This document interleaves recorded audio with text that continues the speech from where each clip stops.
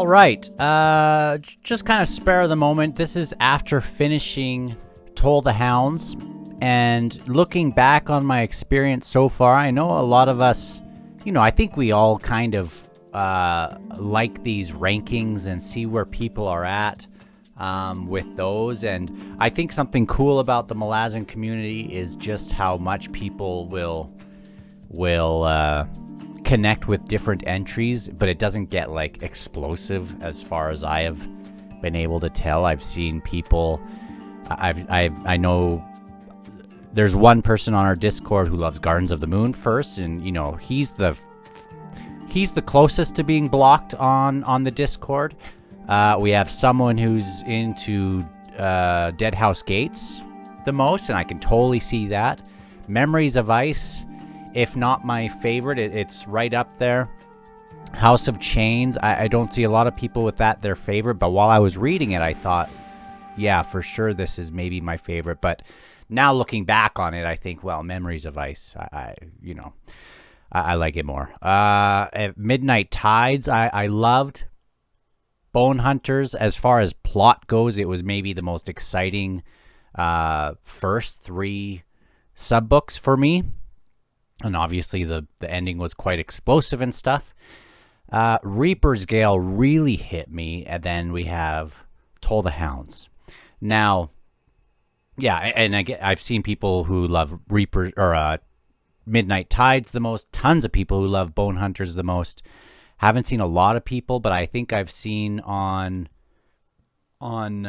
think I've seen someone mention that they love Reaper's Gale the most.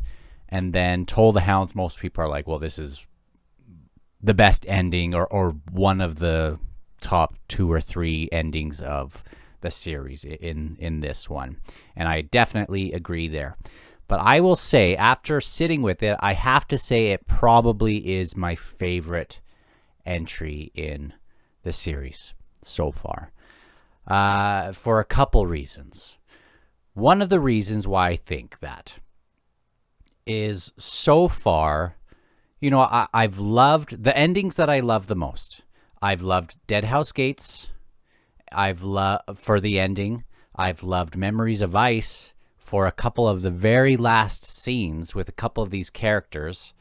House of Chains, I loved the way we went through it, and I liked the ending generally, but it didn't really stick with me super a ton.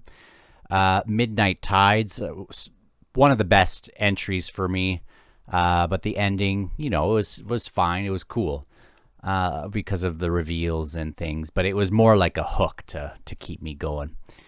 Bone Hunters, loved parts of it at the end. Reaper's Gale, I'm doing the same thing again. I'm just saying the same stuff. Toll the Hounds, though. Toll the Hounds is the one that I think captured my attention the most throughout the whole thing, and really gave me what I was looking for in the series. I am not super I don't need these massive battles and things, even though what we got at the end of Toll the Hounds was like amazing, but it was more like a lot of little vignettes that were happening, which I loved. I love that in Toll the Hounds we got to sit with these characters. I like that we got to sit with them and see them on their off days. I have mentioned this before. I love Star Trek.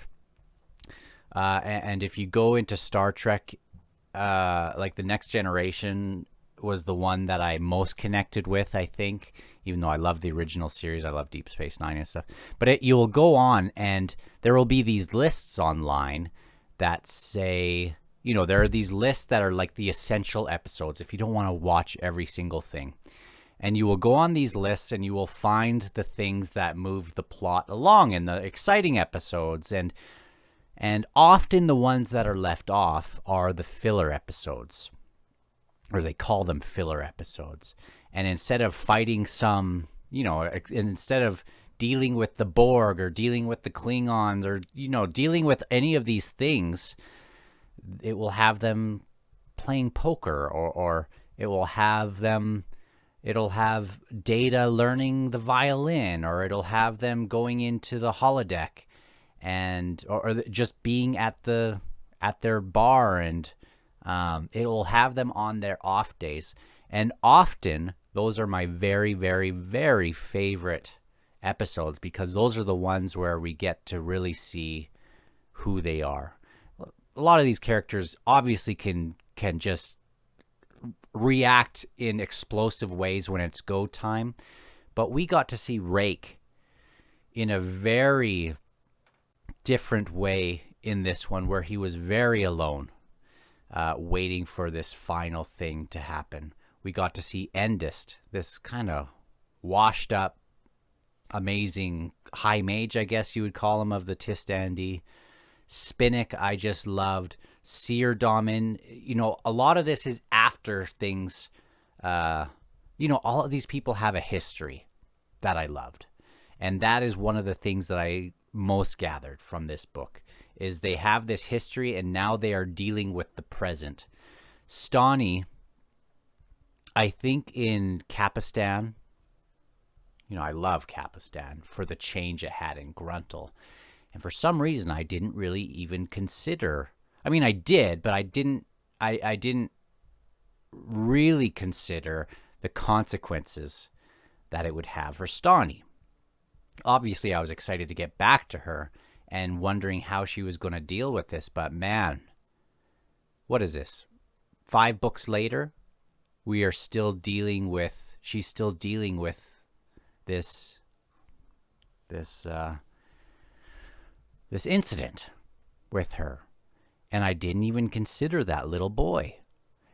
Harlow might be just the most beautiful thing to add to this series that it was lacking for me. Obviously, we had other innocents and we had people with compassion, but Harlow was a special case.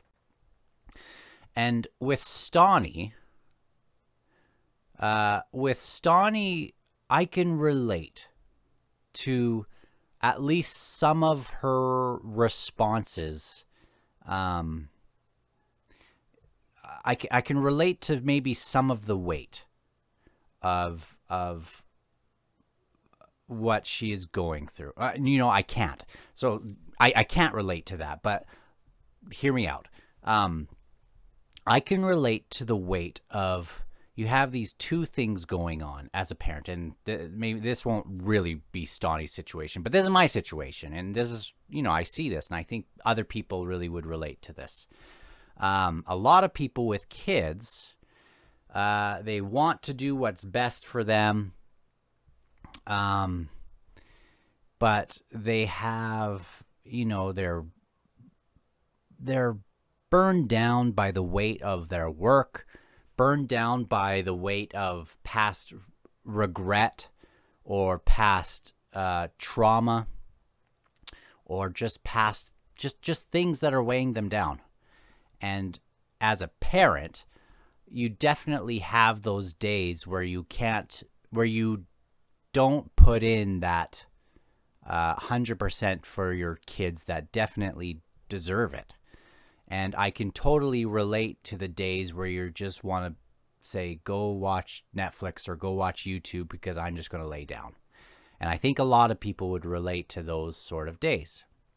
And so Stani's thing, even though, my situation is so not like Stani's, but it does really reach out. It does have that power to reach out to people in whatever their situation is. And even when she's at work, when she's home, she just has this thing festering in her. And I really appreciated the way that we were exploring that.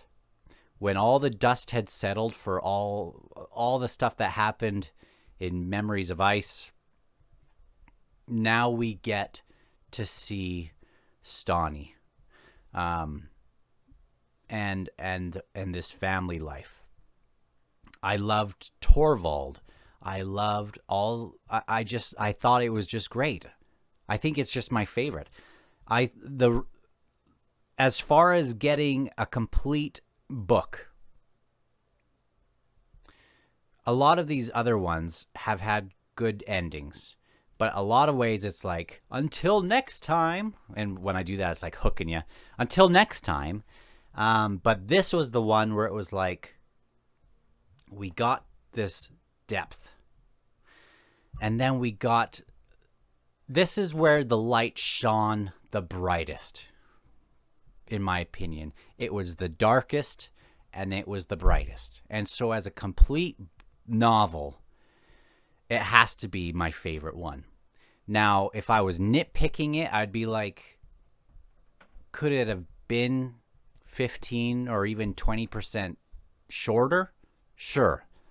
But as it stands, it has to be my favorite. It has to be my favorite one, I think.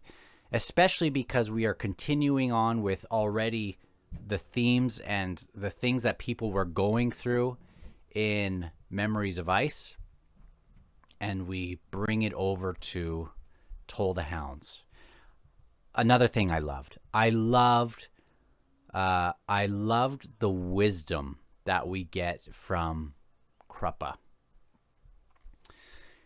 We see him be very, very smart in the other books, and he's always just kind of there. He's always there to kind of tell people what's going on, and he solves problems. But there's a difference between knowledge, just straight knowledge, and wisdom. And this was the one where he showcased his wisdom.